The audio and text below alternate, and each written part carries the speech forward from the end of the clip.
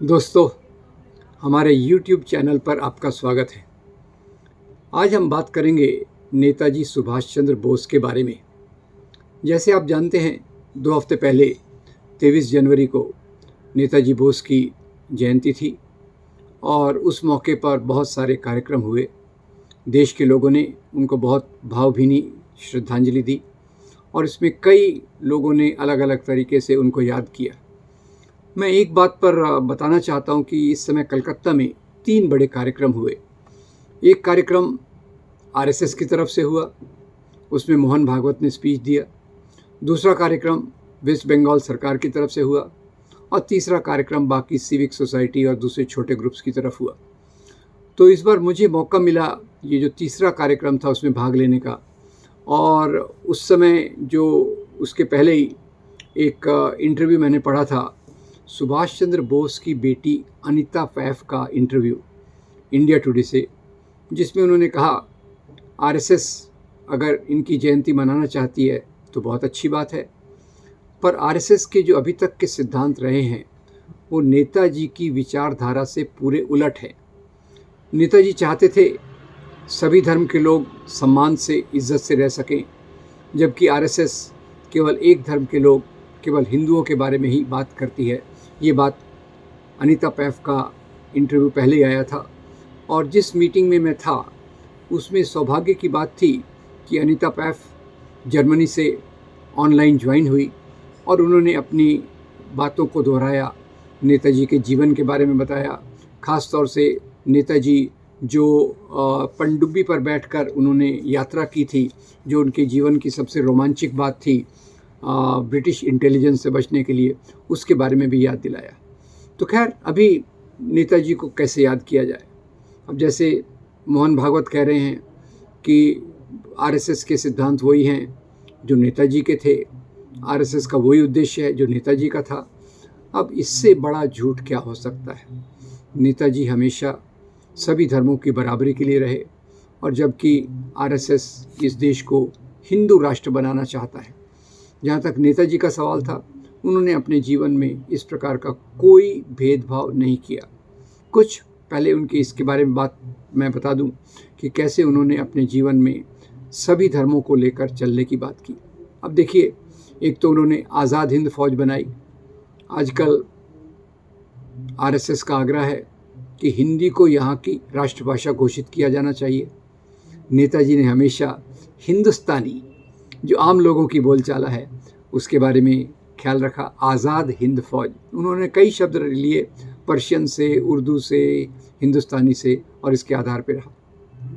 उनकी जो फौज थी आज़ाद हिंद फौज, उसमें उनके 3 बड़े जनरल थे। एक का नाम था ढिल्लों, जो सरदार थे। एक का नाम था सहगल, जो एक हिंदू थे, और तीसरे शाहनवाज, जो एक मुसलमान थे। और जो पनडुब्बी की यात्रा की बात कर रहा था मैं, उसमें नेताजी के साथ जो चले वो भी एक मुसलमान थे, आबिद हसन नाम के व्यक्ति उनके सबसे विश्वस्त व्यक्ति थे, जो पनडुब्बी के इतने खतरनाक सफ़र में उनके साथ रहे। अब ये इनकी जो बात है, पहली बात तो ये है। दूसरा, बहुत हिम्मत से अनीता जी ने भी इस बात को रखा, सुभाष चंद्र बोस की बेटी ने, कि धर्मनिरपेक्षता के लिए नेताजी पूरी तौर से समर्पित थे। और ये बात भी मैं पूरी हिम्मत से कहना चाहूँगा कि सुभाष चंद्र बोस, इन्होंने अपने जीवन में धर्मनिरपेक्षता, समाजवाद, इसको सबसे ऊपरी स्थान दिया। उनकी बातचीत में कभी इस प्रकार की कोई बात नहीं आई, और उन्होंने सब धर्मों के, खास तौर से मुसलमानों को, क्योंकि वो बड़े अल्पसंख्यक हैं, उनको बहुत एक इज्जत देने की कोशिश की सब लोगों के साथ। इसका क्या मतलब था कि वो नास्तिक थे? गलत, वो नास्तिक नहीं थे, वो एक हिंदू थे। और ये भी अनीता जी ने अपनी बात में कही कि वो एक हिंदू थे, पर सब धर्मों का लोगों का सम्मान करते थे। दूसरी एक मज़ेदार बात मैंने जो पढ़ी उनके बारे में, नेताजी के बारे में, कि एक बार वो सिंगापुर में जब आज़ाद हिंद फौज के लिए फंड्स जमा कर रहे थे, तो वहाँ की हिंदू कम्युनिटी ने डिसाइड किया कि हम नेताजी का जो एक तराजू में उनको तोलेंगे और उनके वज़न के बराबर का सोना चांदी उनको भेंट करेंगे। Very interesting. तो खैर, उसके लिए नेताजी एग्री हो गए। तो उन्होंने नेताजी को चेट्टियार मंदिर में बुलाया। नेताजी अपने साथियों के साथ गए, तो वह मंदिरों में बाकी लोगों का प्रवेश नहीं था। तो नेताजी ने कहा, मैं नहीं आऊँगा इसमें, जब तक आप सब लोगों को इसमें अलाउ नहीं करते, मैं इस मंदिर में नहीं आऊँगा। खैर, मंदिर के व्यवस्थापना ने इस बात को स्वीकार कर लिया और सब लोग अंदर गए। अंदर नेताजी के माथे पे तिलक लगाया, उन्होंने वो स्वीकार किया, और उसके साथ जब वो बाहर आए तो उन्होंने वो तिलक पोंछ दिया। लोगों ने पूछा, ये क्यों भाई? तो बोले, हाँ, मैं निजी जीवन में हिंदू हूँ, पर सार्वजनिक जीवन में मैं किसी धर्म की पहचान के आधार पे नहीं रहना चाहता। देखिए कितने उच्च मूल्य नेताजी ने हमारे सामने रखे हैं। तो खैर, उन्होंने आज़ाद हिंद फौज भी बनाई। और एक और बात का ख़ास तौर से मैं तारीफ़ करना चाहता हूँ, वो शायद पहले व्यक्ति रहे होंगे जिन्होंने स्त्रियों को भी अपनी सेना में जगह दी। लक्ष्मी सहगल, झांसी रानी रेजिमेंट को भी याद रखिए, ये भी उन्होंने उसकी भी शुरुआत की। अब खैर, ये एक भाग हो गया। दूसरा भाग ये है, अभी नेताजी और कांग्रेस, नेताजी और महात्मा गांधी, नेताजी और जवाहरलाल नेहरू, इनके मतभेदों को बहुत हाईलाइट किया जा रहा है। बताया जा रहा है कि कांग्रेस ने नेताजी का दुर्लक्ष्य किया, उनको इग्नोर किया, उनको कोई इज्जत नहीं दी। महात्मा गांधी ने नेताजी के खिलाफ खड़े रहे। ये बहुत अफवाहें उड़ाई जा रही हैं, इसमें किसी प्रकार की सच्चाई नहीं है। सच्ची बात यह है कि नेताजी ICS की परीक्षा पास कराए, ज्वाइन की सर्विस, और तुरंत उन्होंने सर्विस को छोड़कर आज़ादी के आंदोलन में हिस्सा ले लिया। कांग्रेस में बहुत बड़े नेता बने, 2 बार कांग्रेस के अध्यक्ष बने, और अध्यक्ष बनने के बाद उन्होंने 2 चीज़ें की जो आज के इस मोहन भागवत के बात को झूठा ठहराती हैं। पहली बात क्या की? उन्होंने कहा कि कांग्रेस में अब मुस्लिम लीग या हिंदू महासभा, मुस्लिम राष्ट्र के मानने वाले या हिंदू राष्ट्र के मानने वालों की कोई जगह नहीं होगी, इनको कोई जगह नहीं दी जाएगी। कितनी बात है, आज उसी के आधार पे लोग अपने हिंदू राष्ट्र की बात कर रहे हैं। दूसरा, उन्होंने एक बहुत महत्वपूर्ण बात उस समय की। आज तो आप देख रहे होंगे अडानी का क्या चल रहा है, सरकारी प्रतिष्ठानों को कैसे बेचा जा रहा है। नेताजी ने उस समय 1938 में अध्यक्ष बनने के बाद कांग्रेस के अंदर नेशनल प्लानिंग कमेटी बनाई, और नेशनल प्लानिंग कमेटी बनाई उस समय उनके बड़े भाई और विचारों से साथ में चलने वाले जवाहरलाल नेहरू वहाँ नहीं थे। तो उन्होंने नेहरू को एक पत्र लिखा, पत्र का उल्लेख है। पत्र में वो नेहरू जी को लिखते हैं कि देश की प्रगति के लिए प्लानिंग बहुत ज़रूरी है, तो मैं अध्यक्ष के रूप में प्लानिंग कमेटी बना रहा हूँ और आपको इस प्लानिंग कमेटी का अध्यक्ष बनना पड़ेगा। नेहरू जी को वो जैसे हुक्म दे रहे हों। नेहरू जी को वो बड़ा भाई भी मानते थे, वैचारिक भी समानता थी, और यही कमेटी बाद में जाकर प्लानिंग कमीशन के रूप में बदल गई। और ये प्लानिंग कमीशन को किसने बंद किया, ये आप सोच लीजिए। खैर, दूसरा, अब ये गांधी, कांग्रेस, नेहरू बड़े बड़े लीडर थे, एक लक्ष्य के लिए समर्पित थे, देश को आज़ादी दिलाना है, पर उनमें कुछ मतभेद भी थे। और मतभेद ये था कि सुभाष चंद्र बोस अहिंसा के रास्ते को उतना महत्व नहीं देते थे। और 1939 में जब द्वितीय महायुद्ध चालू हुआ तो सुभाष चंद्र बोस ने कांग्रेस के इस प्रस्ताव से अपनी अलगाव दिखाया। कांग्रेस का क्या प्रस्ताव था कि अभी सेकेंड वर्ल्ड वॉर आया है, ब्रिटिश सरकार दबाव में है, तो हमें राष्ट्रीय आंदोलन शुरू करके अंग्रेज़ों को यहाँ से भगाने की कोशिश करना चाहिए। पूरी कांग्रेस पार्टी, सेंट्रल कमेटी इस प्रस्ताव के साथ थी। नेताजी ने इसका समर्थन नहीं किया।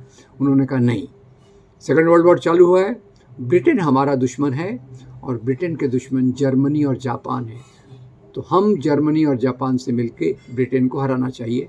इस बात पे उन्होंने कांग्रेस छोड़ दी, जर्मनी गए, जापान गए।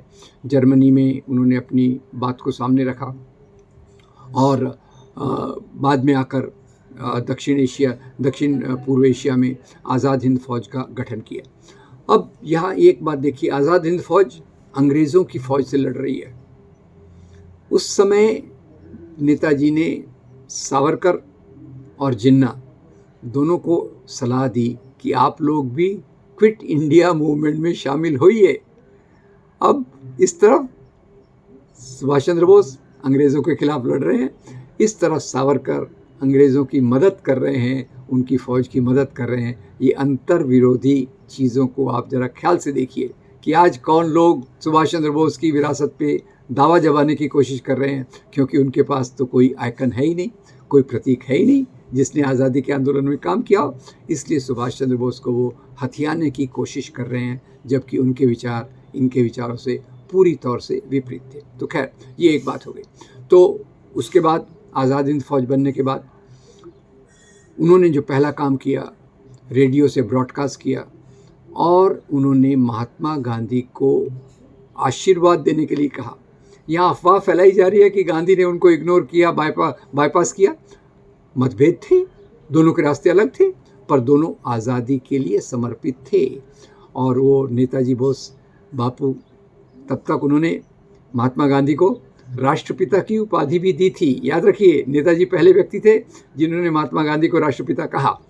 उन्होंने कहा, बापू आप हमें आशीर्वाद दीजिए कि हम अपने काम में सफल हों। तो खैर यहाँ तो बापू और उनके मतभेद, पर इतना ही प्यार, इतना ही मोहब्बत, इतना ही आदर, इतना ही स्नेह। खैर युद्ध के बाद जो हाल हुआ, दुर्भाग्यपूर्ण तरीके से नेताजी के प्लेन का एक्सीडेंट हो गया। उसके बारे में भी बहुत अफवाहें उड़ाई गई। नेताजी पेपर्स के बारे में भी अफवाहें उड़ाई गई कि जवाहरलाल नेहरू ने सुभाष चंद्र बोस के ऊपर जासूसी की, वो भी गलत निकला। उसके उलट आज़ादी के बाद नेहरू ने जो पहला काम किया वो ये था कि नेताजी का परिवार अभी किस हाल में है उसको देखिए। अनिता बोस पैफ को पूरी आर्थिक मदद दी जानी चाहिए, ये जवाहरलाल नेहरू ने कहा। और उनके खिलाफ अफवाह उड़ाई गई कि उन्होंने नेताजी पर जासूसी की। खैर दूसरी बात ये हुई कि उस समय हिंदू महासभा आरएसएस ने कोई आवाज़ नहीं उठाई आज़ाद हिंद फौज के समर्थन में। बाद में जब ये कैदी लाए गए भारत में, तो लाल किले में उनको कैद के रूप में रखा गया। कोई इनको मिलने नहीं गया, कांग्रेस के लोग गए और महात्मा गांधी गए। तब एक बहुत प्यारी कहानी आई। क्या कहानी आई? महात्मा गांधी गए, ये आज़ाद हिंद फौज के उनको कैदी बना के रखा गया है। तो बापू उनसे पूछते हैं, आपका क्या हाल चाल है? तो वो कहते हैं, ठीक है हम लोग चल रहे हैं, पर यहाँ बापू एक समस्या है। बापू कहते हैं, क्या समस्या है? बोले, हमको जो चाय दी जाती है वो एक हिंदू चाय होती है, एक मुसलमान चाय होती है। बापू ने कहा, ये तो बहुत गलत है, आपने उस चाय को फेंक देना चाहिए। तो कैदियों ने कहा, बापू हम फेंकते नहीं हैं, हम दोनों चाय को मिला देते हैं और पी लेते हैं। तो बापू भी बहुत प्रसन्न हो गए। अब इसके बाद जब आज़ाद हिंद फौज पर मुकदमा चला, तो मुकदमे के लिए कौन सामने आया? कौन वकील सामने आए? कांग्रेस ने एक कमेटी बनाई।